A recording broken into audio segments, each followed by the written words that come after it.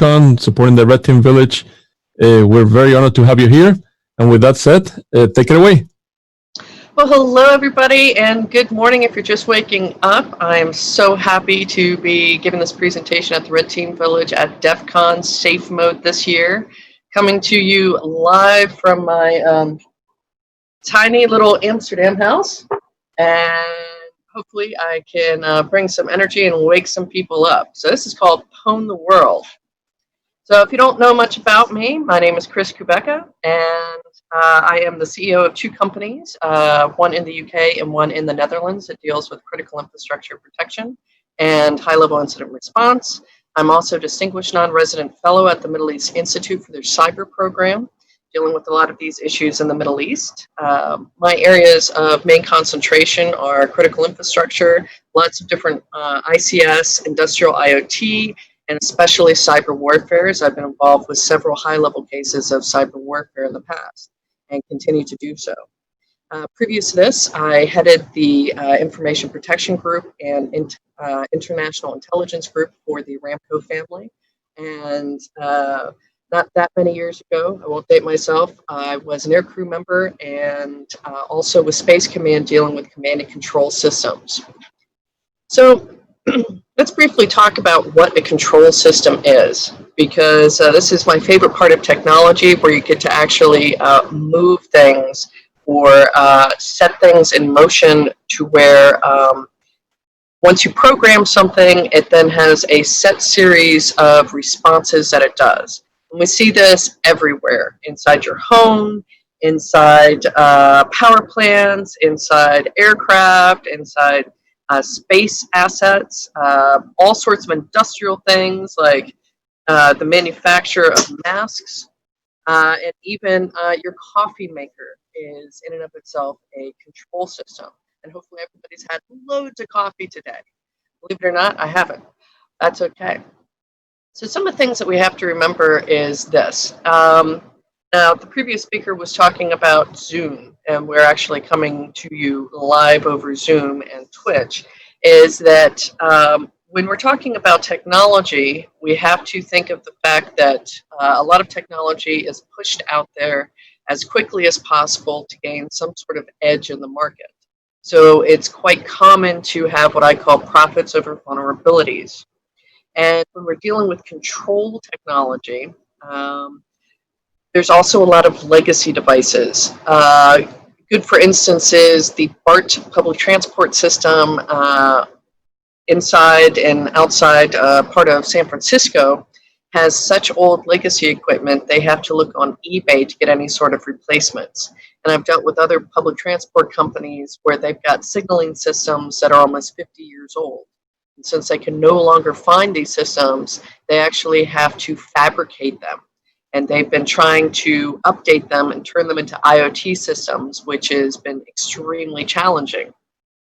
When you build a power plant, you expect that power plant, after you've spent millions, hundreds of millions sometimes, or if you're talking about nuclear power, billions, you expect that type of hardware and the software running it to last for quite some time. Of course, there's a mismatch because when we start integrating, as we have already in the past, say Windows systems into hardware that's meant to last 10, 20, 30 years sometimes, you obviously get this mismatch, and vulnerabilities are introduced into this type of hardware.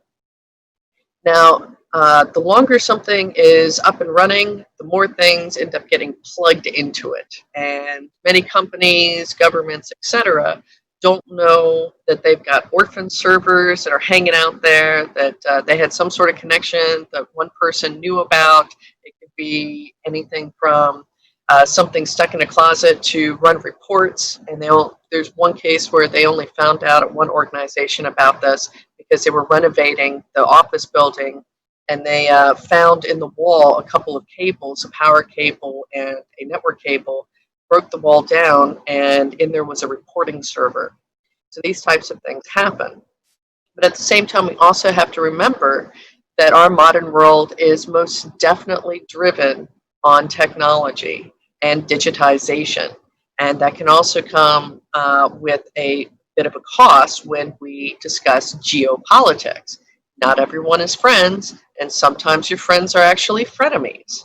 And we have to realize that we have become as dependent on ICT systems as we have on oxygen at this point in time. Funny enough, oxygen is produced in a control system environment. Now, to make matters even worse, lots of different companies, organizations, etc., deal with third parties. You can't manufacture, program, and do everything yourself in a closed bubble. And sometimes that means that there could be, like in the Target situation, an HVAC company who had access to Target. And unfortunately, they were used as a conduit for attack. So we have to think about these things when we think about some of the risks and security challenges with control systems and technology. So I deal a lot with critical infrastructure, and that's the type of stuff that really keeps the modern world going. But interestingly enough, there's no international consensus as to what critical infrastructure is. I was on a recent call doing a presentation for the United Nations, and I brought up with one of the presenters that because I live in the Netherlands, we're the second largest food exporter in the world. Tiny country, 17 million people, but we produce and export number 2 in the world. And the reason for that is our farmers have drones and robots, and it's highly sophisticated. So we've got a lot of industrial IoT systems and ICS systems that are mixed in. And I brought up the fact that for the Netherlands, for example, that agriculture should be considered part of critical infrastructure. Of course, this varies from country to country, region to region. I would not expect Mongolia to think of port security as critical infrastructure, but I would here in the Netherlands or the United States or any place that has a lot of different ports that they depend on. So one of the reasons why some of this stuff is so insecure is the companies who make the hardware and or software are not in security. They're in it to make things interoperable so that they work together and produce what they're supposed to do. And another very interesting factor is when you're dealing with control systems, we've seen this triad, the triangle, of CIA, where confidentiality is queen. However, in the industrial world, availability is. So if you have to pile on things like encryption or lots of authentication, you can cause latency to encrypt, decrypt, etc. And from the moment you press a button or send what's called a set command, you want that to go through the system as quickly as possible. And unfortunately, that means that security is actually the bottom part. It's availability, integrity, and confidentiality. That's the order that it goes for critical infrastructure and control systems. Now, another major factor is that the vast majority of critical infrastructure and control systems are privately owned. So there are limitations to what a government can regulate, legislate, and dictate to a company because there are going to be costs associated with securing this infrastructure. And we have to ask the question, how much does water cost right now versus less risky water infrastructure? Or are hospitals going to have to choose between tightening up and securing their ICT systems, which are included a lot of medical IoT devices and building control systems, or are they going to buy a ventilator or an MRI machine, etc.? So there is an absolute cost associated with this. But at the same time, we're absolutely dependent on this stuff. So the other day for this presentation, what I did was I used Census to do a massive scan across the internet using their ZMAP project, and was trying to concentrate on things that I could immediately find that were related to industrial IoT, control systems, and things of that nature. And the problem is I found a heck of a lot, and this was just the top 10 things. As you'll notice, there's a lot of SCADA systems, which are supervisory control and data acquisition, which connect a lot of the backbone, so to speak, of ICS systems. Building control systems, these can vary from security stations. A lot of police departments use these, especially in the United States and China. Uh, Also HVAC. My personal favorite protocol for control systems, which is Modbus. I'll tell you why in a moment. So there's a lot of these things that are exposed on the internet right now. And when I say please hack me, the reason being is even if you've got a modern system, yay!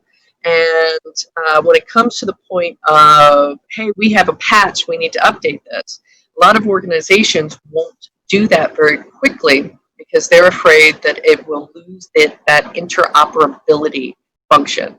And you don't want to do that in, I don't know, a water processing plant, and then knock out everybody's water for a short time. So one of the reasons why I like Modbus is when it was created a long time ago. There is no really any authentication or security. And here, this protocol, because it was made open source, was adopted like crazy. As quickly adopted as Zoom was during the pandemic, basically, because it didn't cost any money to do so. And it communicates between different types of equipment. It's got to be on the same network, though. It will also transmit all sorts of data between a SCADA system and what's called a remote access terminal unit. One of my other favorite features is the fact that it uses ladder logic, very much like a firewall. And if any of you have seen a firewall with 2,000 plus different rules, you'll know that if part of that ladder logic is not done correctly, then your security settings in that firewall, just like the ladder logic, will actually moot and make the oncoming settings absolutely useless. And it also has a slave to master architecture. So it's kind of old school.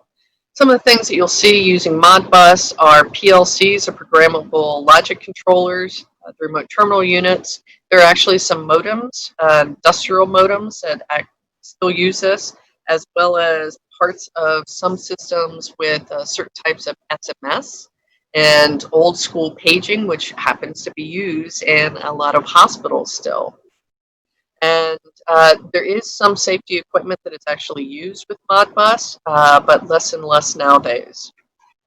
So I'm going to start introducing you to some tools. Because see, Modbus, although some versions of it can run over TCP IP4, it's not, say, directly translatable, meaning everything is in hexadecimal code. And also a lot of the regular IT-based hacker tools and scanners can't actually reach in really, really deep to see anything past, hey, this port's open. So we have to use some additional tools to get what we need. One of the things I like about the tools that I'll be showing you is the fact that they are absolutely legitimate tools that would not trigger, say, an antivirus alert for a potentially unwanted program. On the contrary, they would be expected to be used as a technician or engineer in many of these different environments.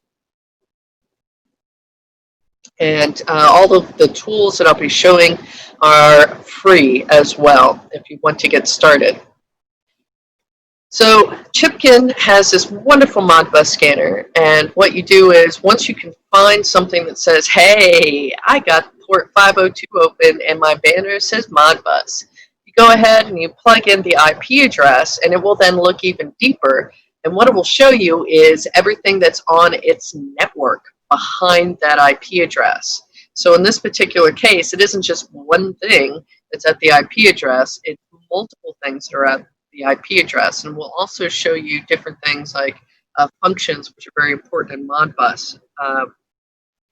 Now, another thing that I like, this one again is free from plcdatatools.com, is once you find an IP address, it will go ahead and scan it and tell you which type is actually running. And sometimes you can get even more information than just what you're seeing right now on your screen. So in this case, I took an IP address and went ahead and scanned and found the firmware version, if it's running, obviously it's running, what the code is, which is a manufacturer code, and also picked up the fact that it is running something called Siemens S7.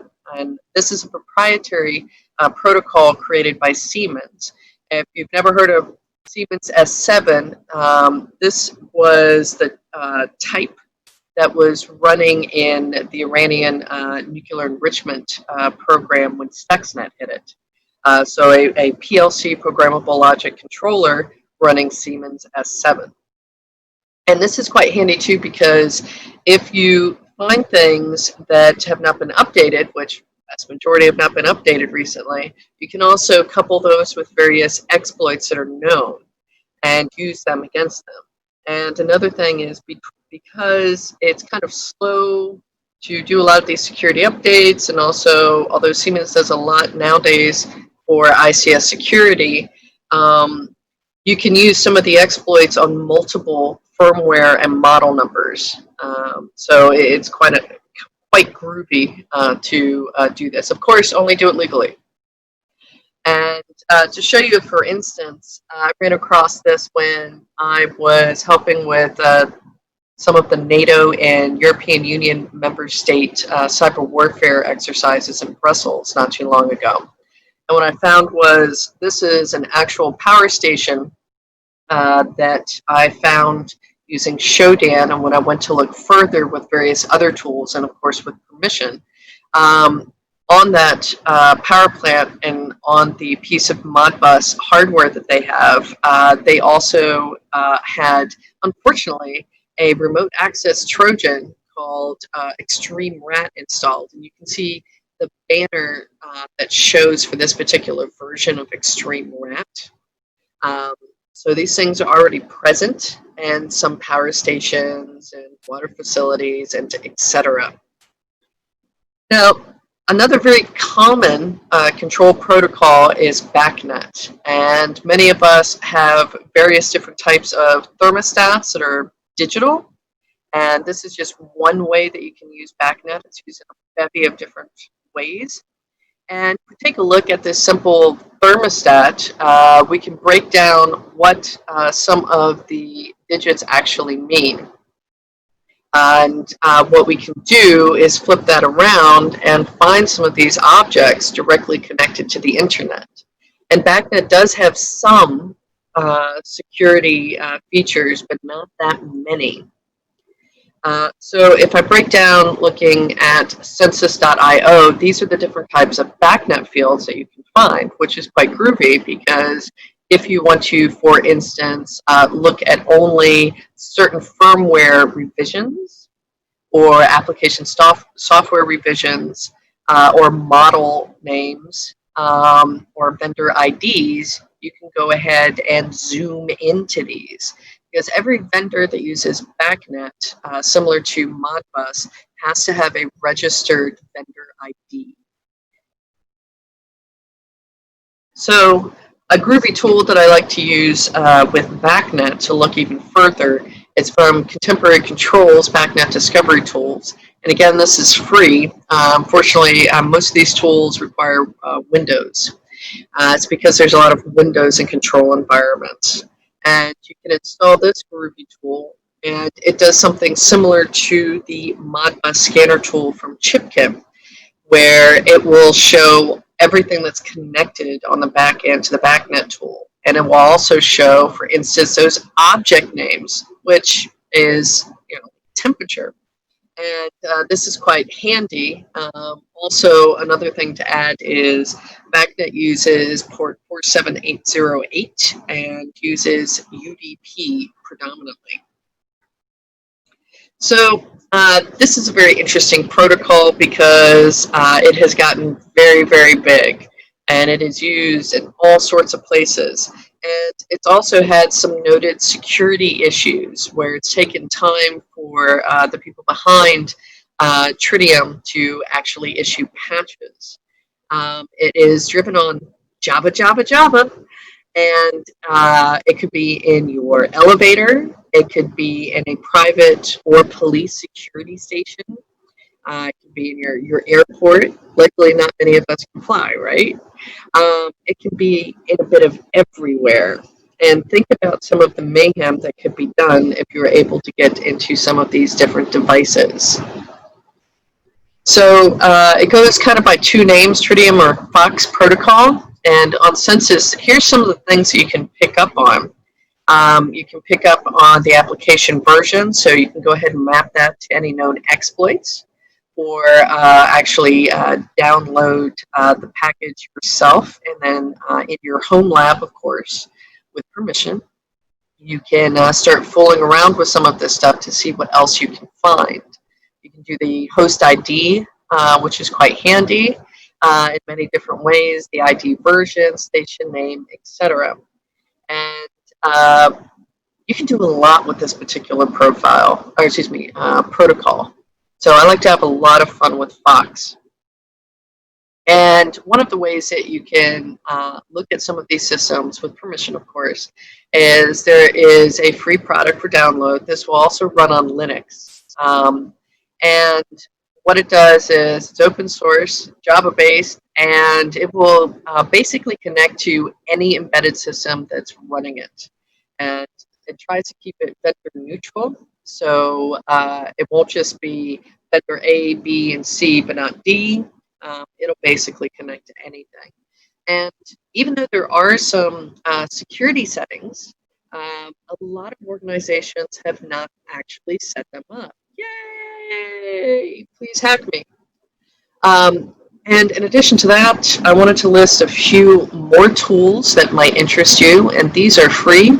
Chipkin is an organization that does a lot with technicians that deal with BACnet, Modbus, and a few other, we'll say, more industrial IoT and control systems. And they've got a bevy of tools, which is fantastic because they also do not security test their tools. And you can weaponize them even further if you would like, in a controlled manner, legally only. I am not a lawyer, remember that. So, not long ago, I got this very interesting offer. And one thing to remember about control systems, it's similar to what you may have heard of with cars. A Canbus is Canbus. Well, a control system is also a control system. So even boats have these different things. So when I talk about a boat, it's a really big boat, like liquid gas transport or cargo ships. And there was an organization I was working with as an advisor that specialized in maritime security.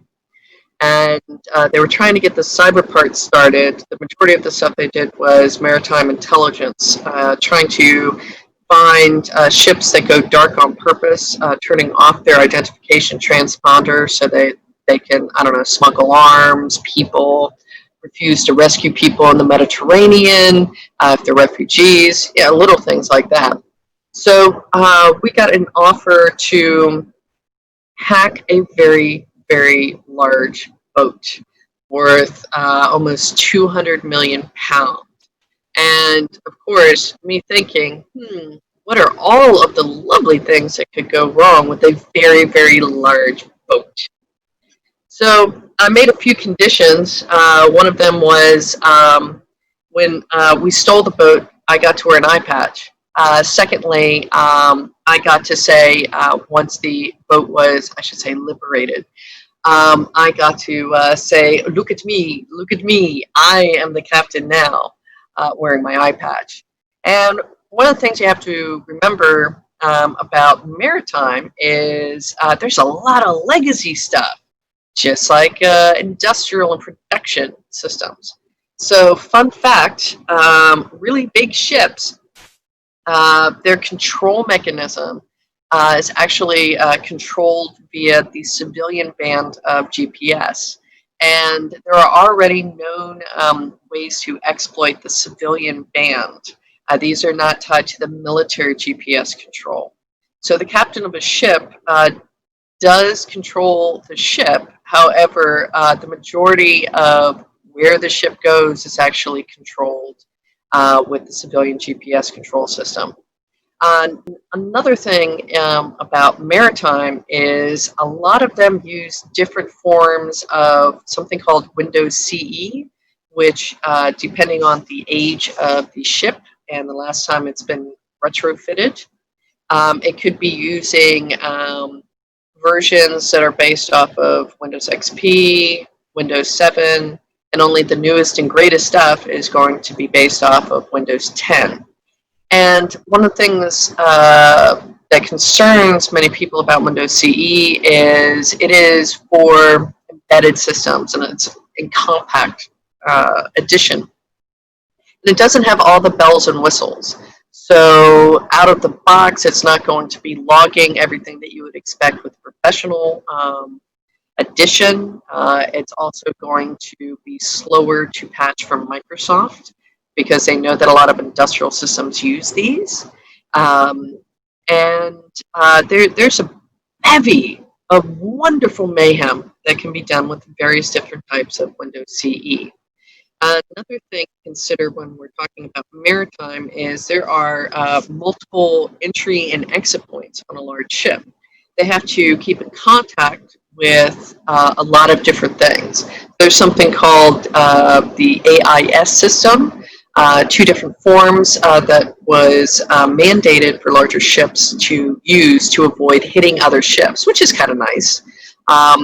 But it also automatically has contacts with things like buoys, land stations, and other things. And the AIS protocol, background, I've been building a few tools because I know that there are various security issues with that particular protocol. And that's one of the ways that the ship in question was liberated. Then you also have VSAT systems, UHF systems sometimes, and different other types of communications. And one of the problems with these is, again, they might be legacy, but also the manufacturers are not in the security business. So I can find, for instance, VSAT systems directly connected to the internet that's giving way too much information that could then be turned around and remotely controlled. Because they're exploitable in many cases. And even where there is security, several of the major manufacturers for some of these, including some of the 3G, 4G modems that are also in use with the larger ships, is they'll use what's called known private keys, which equals I tried to encrypt, but not really. So even boats can be yours. Now, many of us are not in Vegas. I'm in my tiny house in Amsterdam. And we've done a lot of increased teleworking. Everything is remote now. Here's a new hashtag, bring your own house, because the regular, say, office or power plant security is now in your living room or in your home office.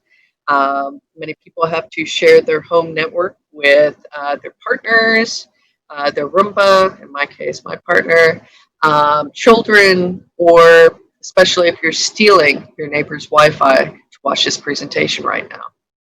But when you have to do work, let's say you're doing sensitive stuff, let's say you are a process engineer that can't go into your place of work and have to do things more and more remote. Woohoo! Guess what? Your infrastructure could be mine. Because one of the problems is when things are rapidly set up, especially during a pandemic, they might not be using the newest, greatest, most patched and updated things. And another thing to consider is a lot of production and industrial systems. The manufacturers, we'll just pick one out of the air, Honeywell, for example, they'll say, hey, we have all this equipment at your plant, but to maintain the warranty and the service agreement, when you paid all this money for this plant, we need a direct connection to constantly pull data and look at the infrastructure to make sure everything is working correctly. By the way, we're going to use a really old version of BNC, and all of our technicians use the same exact credentials to connect to all of our worldwide customers. Yay! Otherwise known as a technician backdoor in these cases. And if you say, hey, Honeywell, you know, that's not very secure. And they're like, hey, you know what's even less secure? not having a warranty on all of your hardware, and you're like, oh yeah, we'll be using that old version of BNC. So when this wonderful 2020 trying to kill us pandemic really hit, I went ahead and scanned the internet and took the top 10 countries with assets that say hello to the internet. And that's in the yellowish. I'm not sure how much you can see because of the big DEFCON logo. And in the orangish bar, those are remote only access protocols that I was looking for, and also certain versions, like older versions of SSH, FTP, remote desktop protocol, etc. So what I found was, for instance, the United States has 47,500,000 assets. Out of those assets, when I was looking only for known exploitable remote access vulnerabilities, there were almost 12.5 million ones that I could find for the United States, which is not a great ratio. However, I will say that some of the assets that I scanned, they can have multiple vulnerabilities. Looking at between the US and China, China has almost 8.5 million, but almost assets on the internet that say hello, but almost 5 million of those are remotable with known exploits and vulnerabilities in them. The one country that did fare fairly well was actually the United Kingdom, with their ratio between assets and exploitable and vulnerabilities. And one of the reasons for that was several years ago, they did something very fantastic. They instituted this thing, a cyber program for anyone doing business with the UK and also critical infrastructure had to really take a look at their stuff and go ahead and pass an audit. In most cases, a self-audit, depending on your level of access with the government and also critical infrastructure. And they were able to get a head start. And so they actually are doing fairly well in comparison to the rest of the top tenors. So another thing that we have to consider is because things are now industrial IoT devices or IoT devices, this means that you can have a control system that is IoT enabled. Now in this case, I like to take a look at Tesla stuff because I just do. And you can actually use census.io, what I call census.org, to find various Tesla power walls. And what's interesting about this is, even though Tesla has some security, it's still single factor authentication. There's still a web interface. The customer doesn't necessarily have to set up any real security. So there's admin kind of stuff, depending on the version of the software. Tesla does not force down updates like Windows 10 or their cars. So there are a lot of old versions, and what you can actually pull back is the configuration of the power walls, the versions, timestamps showing the last login, how long it's been up, if it's updating or not, and a bevy of other diagnostic information. And what's unfortunate is if you're able to get into some of these systems, which you can do more nefarious things. Like imagine a region of power walls that suddenly all of their electricity got dumped on the energy grid. That would be a very bad thing. Or if it was connected to some sort of crucial hardware, that would be a bad thing. And in this particular case, this one was connected to a crane. Who doesn't want to own their own crane? Well, you can too. So you have to understand that if it's running a web server, I don't care if it's, I don't know, power bank or a piece of industrial equipment or whatever, you can hack it like a web server. Remember that. So I do a lot in aviation. Sometimes that's good. Sometimes they hate me. So either way, you know. So there are various ways to get into various things, and one of the dangers that we have is a lot of remote desktop protocol. You can actually buy exploited systems on the scary dark web from $1 to $10 a piece. If they have RDP, $10 is for typically U.S. military assets that are found. In this case, this one belongs to Airbus, where luckily the admin happens to be logged in. I wonder what the password might be. And the CN is actually the certificate, which I could match up to absolutely belonging to Airbus. Another fun fact is depending on the aircraft, some Airbus aircraft actually use Windows CE in their aircraft. Yay! So I'm not sure, you may or may not have heard much about Boeing other than some of their planes like to fall from the sky because they have software issues. And starting last year, one of the things I did, and by the way, hi Boeing, I know you still want to put me in jail, was that I took a look around some of their infrastructure and found that it was incredibly bad. For instance, at the time, Boeing.com and its websites didn't even use HTTPS or any encryption for their websites.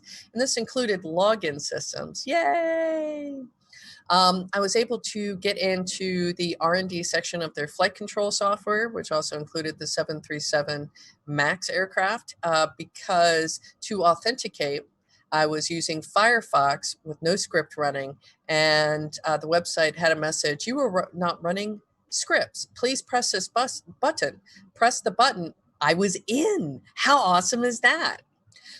There were, 6 cross-site scripting vulnerabilities in the live in production flight control aviation ID system. Woo-hoo-hoo, right? And the interesting thing about this is if you can get into the flight control system or software, and you know what you are doing, the process is a technician will download what's needed for their aircraft, put it on a maintenance laptop. That maintenance laptop then plugs into the aircraft itself, into the flight control system. So imagine some of the mayhem that you could do because Boeing had zero effort and zero knowledge in security. Funny enough, they do sell cybersecurity services as consultants to the US government. However, I guess they never ate their own dog food and looked at their own stuff. There were even hard-coded credentials in an older version of SAML that you could easily decode. The response from Boeing was, you're a criminal, harassment, no bug bounty, and it was only after my 59-page report went through and it got media attention after a disclosure period that they were forced to start their first vulnerability disclosure program, which they said it was based on my report. However, as far as I'm aware, Boeing still gives 0 bug bounty awards. So agriculture is nice because I think all of us like to eat. And this is an instance where it's a control system that is now an industrial IoT system that is hanging on the internet, that has a web server that has never been security tested with no authentication. And it happens to be a European fish farm, a salmon farm to be exact. And you can actually, in real life, like press the buttons and you can modify the operations of this. So we like water. Mexichem is actually a major bottled water provider, manufacturer, amongst other things, in Latin America and South Africa. They do a lot of stuff. So I was looking around because I get curious and bored. And I was very quickly able to find, because they allowed ldap to be exposed to the internet, I found 24 pages of assets from the IT side on the business level all the way down to on the control level for their Windows-based SCADA systems. And this was rather unfortunate because some of the systems that I was able to find was this wonderful, what's called HMI, Human Machine Interface, the same exact version that was vulnerable to some of the Black Energy attacks. And you didn't actually have to log in because it was never set up correctly. I could access the drives that it was attached to. I could import and delete recipes, which is actually the production recipe of what the machinery will be doing. And I could just click as many buttons as I wanted to. I could even export the administration data, all at the touch of my fingertips from my comfortable small Amsterdam house. And Mexichem also produces various different types of chemicals, some of which are more controlled so that they don't fall in the hands of really bad people who want to make things go boom. So another thing to consider is we're talking about IoT systems. They can be anywhere. They could be inside a hospital, they could be on sensitive networks, they could be at nuclear physics labs in Russia. And they could also be inside control systems so that you can actually, use a printer. And so I was able to have a bit of fun. Again, being bored, don't ever let me get bored, and use Census and a few other scanning tools to quickly find as many particular printers as possible. It stemmed from the fact I was having a problem with my printer, and I downloaded the Brother admin tool, which covers almost all of their models, and I noticed that it had never been security tested. So I went ahead and flipped it around and turned it into a dual-use weaponized piece of admin tool. And a lot of these printers will have web interfaces. So I had a lot of fun with cross-site scripting, but most of my fun came from using the admin tool. See, once you find one of these printers, it's not that difficult to find. You can use the free Brother admin tool, go ahead and put in the IP address, and then connect to somebody else's printer anywhere in the world. You can see how much ink they have. You can even order, if it's set up in their printer, ink and toner supplies, because, hey, toner's worth more than platinum. And you can also send files directly to the printer. So I had a lot of fun with this.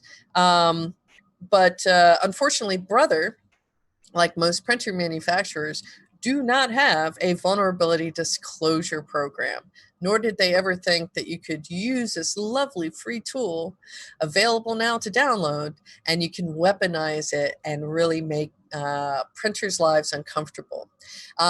Bonus item, if it's a multifunctional printer that's more of the commercial variety that has a hard drive installed, and say Human Resources uses it as a scanner for different types of identification systems, you can even access the hard drive where it saves those scans and get all sorts of personally identifiable information and health data just by using this tool. So I like space. And one of the things that is a bit problematic is just like regular industrial systems, once you put something in space, it's expected to last a while. There's even a space satellite that is in a very interesting orbit that is up there for over 50 years. There's a lot of legacy stuff. Once you put something up there, it's not like you can go, hey, guess what? We've got this new type of encryption. You know what? It needs a chip to be able to process it. We're just going to replace that chip in the satellite. That doesn't happen. And what we did last year was in the United Kingdom, thanks to Oxford, who funded it, and De Montfort University, we held the first space hackathon at Royal Holloway University to discuss these things with cleared PhD students who were given a lot of information by myself and others on some of the problems with current and new space assets, because they're really industrial IoT devices, and how to combat some of those problems, because encryption might not be there. I believe it was only the year before last that the FTC mandated that new space asset actually had to have the ability to use encryption. And we've seen some satellite systems being used in various cyber crime attacks and malware, because if you can put one of your hops and traceability on a satellite, it kind of makes it a bit hard to see who's actually behind different things. So a lot of cool stuff came out of this hackathon. PhD students were absolutely fantastic and energetic. They listed a lot of very pertinent risks that we had to consider, such as the current UN space treaties do not cover private companies when it comes to warfare. It only covers nation states. And the fact that some major players in the market, if you want to watch a great older movie, I believe it's called Moonraker. It's a James Bond movie where a really rich guy with way too much money decides to go into space and then try to take over the world by going to war in space as a private company. And so some of the risks listed were, for example, Elon Musk and his program, because anyone can turn evil, and he already thinks that the pyramids were created by aliens.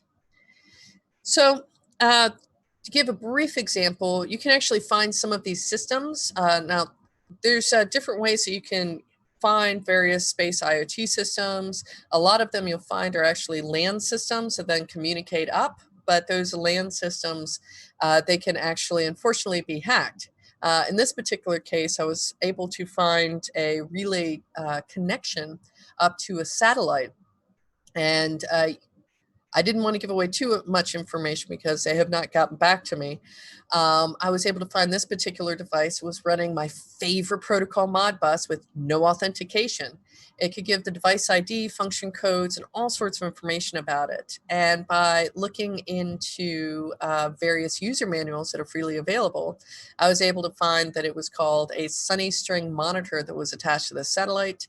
And what it does is it looks for sun and goes ahead and opens a solar array on a satellite system to give it power, or closes it down when there's nothing available, or can move it around a little bit.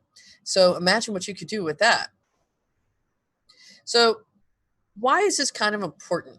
Last month, the United Nations Institute for Disarmament Research asked me to give a presentation, a closed dialogue session to permanent member states with other member states as observers.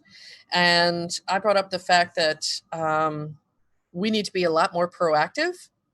And although the United Nations in 2015 established that member states are responsible for securing their ICT cyberspace, that also includes space assets, that also includes industrial systems, etc. They agreed to establish a computer emergency response team, and that's well and good. It's fantastic. It's much needed, but that also is very, very reactive, and constantly are putting out fires. So it's very difficult for you to be proactive. So I brought up with them that I'm currently working with part of the European Union to actually establish their first proactive computer emergency protection team, a CEPT. And CERT step 1, CEPT step 2, to try to alleviate some of the burden and also try to catch things as quickly as possible before they become major incidents. Now, back in 2009, this is also another reason why it's kind of important, is I detected a cyber warfare attack, the second wave of such attacks, caused by malware that the North Koreans created.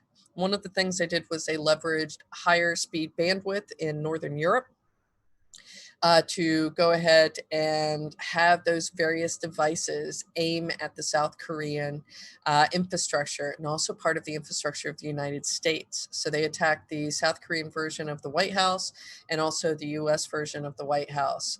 They tried to affect the New York Stock Exchange and a lot of other very important places. And because we were also monitoring in my shop ICS systems that had internet connectivity.